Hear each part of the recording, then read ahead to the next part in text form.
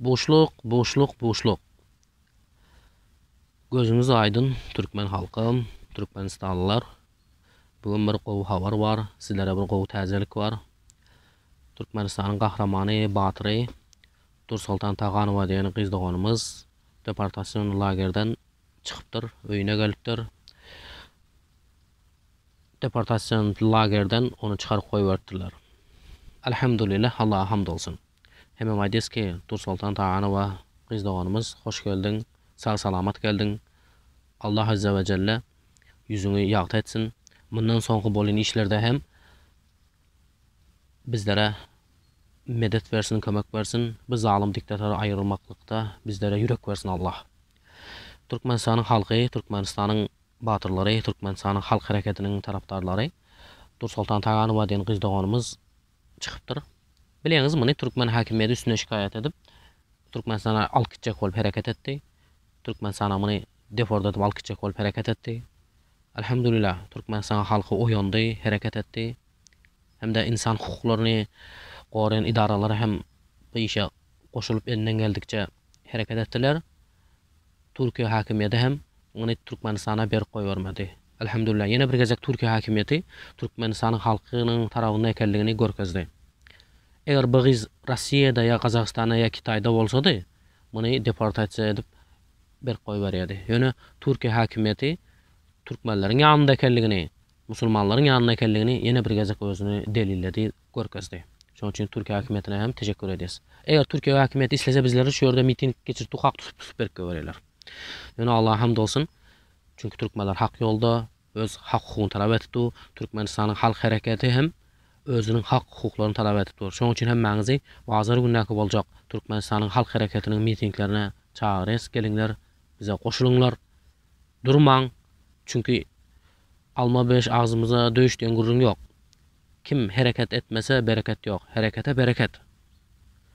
Kur'an-ı Kerim'de Allah eder, haysi bir kavim, haysi bir millet özünü özgörtmedikçe, özünü ütkötmedikçe, özünü dürslemedikçe Allah bunları özgörtmez diye. Şoň üçin biz özümüzi özgörtüp hareket edelim, bu tarafa gowy bolup gidýär. Ana şu hareket etdigimiz üçin Allahyň izni bilen şu insanlar çykyp aýdyp, insan hukuklaryny hem aýdyp hareket etdi. Ondan soň Türkiýe hakimiýeti şonu çykaryp goýberdi. Eger hiç kim geplemesedi, muny deportasiýa edip, ýalanyň alda malk giderdiler, Allah körkezmesin. Şoň üçin bu gyzdygynymyza da diýeski, janyň sag bolsun, teşekkür ederiz. Maşallah, şu ýerde sabır edip durdu, bu da soňuna çelli. Bu içeride durdu. İzine hem gatnan ejekelerimiz, dogallarymız var. Azara galyp gitip gelenler var izine. Bir söz diýmäni, öz jüýsünden pul çykaryp, özüniň iýişek, çağazyň ırsygyny kakıp şu yol kire etip gitip gelen ejekelerimiz, dogallarymız var. Bu gyzam mert ekeni içeride ýatdy, biraz aýtmady. Meni bu ýerde ýatyryp goýduňyzlar. Meniň pulumy kim berýär? Ejeme kim kömek edýär? Biziň wagtymyz gitdi, pulumuz gitdi diýip aýtmady. Ýöne elhamdülillah bu gyzam batyr ekeni, mert ekeni biraz aýtmady. Şoň üçin Nursultan Tağanova inşallah bazar günnäki boljak Türkmenistan halk hareketine seni hem çağırys, başgalarym hem çağırys elbetde. Başgalar hem gelip dur asay başta. Türkmenistan halk hareketini hemen çağırıyız. Türkmenistan halk hareketi bir halkın hareketi. Bu Türkmenistan halk hareketinin lideri yok. Bunun lideri halk. Şoň üçin hemmäňizi çağırıyız ki gelin bir bolup hareket edelim. Göze barmaklary göze bir bolsa ejiz tek ama bir ýymlama halyny näme bolýar? Bu ulkan güç bolýar. Şoň üçin Allahyň izni bilen hemmäňizi çağırıyız ki bir bolalyň, beraber bolalyň, aýrylmalyň, hareket edelim. Yine bir gezek Türkmenistan halkyna aýdyski, gözüňiz aydın. Ona gördüňiz. Haçan hak ýolda durdukça işimiz rowaç bolýar. Biz Türkmenistanyň hakimiýetini gansız, urşsuz elimize ýara almany hareket ederiz. Eger biz elimize ýara alsak, eger bu daşardan girip bar etsek, onda Türkmenistanyň diktatory, prezidentiniň diýeni bolýar. Gurbanuly Berdimuhammedow şolar ýaly adamlar gerek da. Çünki şu granitsadan girip barjak diýip hareket edýän Gurbanuly Berdimuhammedow aýdy gözde diýär, halk diýär, siz aç bolup ötüňiz diýär. Siz şükür ediň muňa diýär. Ana diýär, terroristler girip geljek bolupdy diýär. Sizler Gurbanuly Berdimuhammedowy korkak, Gurbanuly Berdimuhammedowy bir Herkules, bir Herakles etip görkezjek bolupdyňyz, kahraman etip görkezjek bolupdyňyz da. Çünki Watan habarda da aýdy, ana watanymyza Türkmenistan halk hareketinden teröristler hareket etti. Bizim arkadağımız oturan yerine bir ok atıp hemmesini dağa atıp koyuverdi. Eti taşıdı, beyt taşıdı deyip Gurbangul Berdimuhammedowy sizler bir kahraman etip görkezip koyuverýäňizler.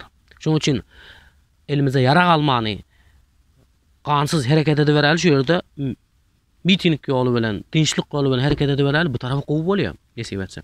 Şoň üçin biz ýene bir aýdys ki, Türkmenistan halk hareketiniň amajy ýoly gansız, uruşsuz, söwnüşsiz şu erkinlik ýoly bilen şu Türkmenistanyň içindäki konstitusiýa we hak hukuklarymyzy talap edip, şu dinçlik ýoly bilen bütün dünýäniň şu gol çekdik insan hukukları deklarasiýasyna görkezlen ýol bilen gidýäs, bu tarafy nesip etse gowy bolýar. Gurbangul Berdimuhammedow aýdys ki, hey hormatsyz Gurbangul Berdimuhammedow, näme boldy? Şu yüz alıp gitjek ol hereket etdiň. Näme alyp gidibildingmi? Ýok. Saňy hiç kim ynanana Gurbangul Berdimuhammedow. Häzir aklyň bar ekeni goýaga. Ana awraýy barka goýaga diýsem awraýym ýok sende de goýaga häzir. Halky göterilip gitse, siziň togum diýjiniňizi öldürýär bular halk. Halk göterilip gitse soňy ýaman bolýar Gurbangul Berdimuhammedow. Ynany bergenki seni goldajak şu bir kisan jadowy kempirden başga bir kisan ateist, kommunist, şu mene şu Krishna mirişde joralaryň bolmasa, seni hiç kim goldamaýar seni. Şoň üçin Türkmenistan halky bilen düşman bolma. Çünki ata-babamyz aýdy ki, ey Gurbangul, eşit Türkmenistanyň halky hereket etdi. Inni seni ýok edi. Şoň üçin Türkmen ata-babamyz aýdy, musulman ata-babamyz aýdy ki, Gurbangul Berdimuhammedow, kim Türkmen bilen bolsa düşman, ey nadan, ateist, kommunist bolarsyň dogulunyňa puşman diýär. Türkmen musulman ata-babamyz aýdy. Şoň üçin Gurbangul Berdimuhammedow aklyň waka git, aklyň waka ýerine bir adam saýlap berip git. Özümüz saýlap alýarsyň, wremende goýup git, soň biz özümüz erkin ýol bilen nesip etse saýlap alýar. Soň üçin hemme çagyrýarys ki, eger Gurbangul Berdimuhammedowy gansız, yaraksız, urşsuz aýryp bolýar, şonu biz şeýdip aýyrjak diýseňiz, onda Türkmenistanyň halk hareketine goşulunlar. Türkmenistan halk hareketi bu seniň meniň hareketimiz. Türkmenistan halk hareketinde lider ýok, munyň lideri halk. Assalamu aleykum we rahmetullahi we berekatuh.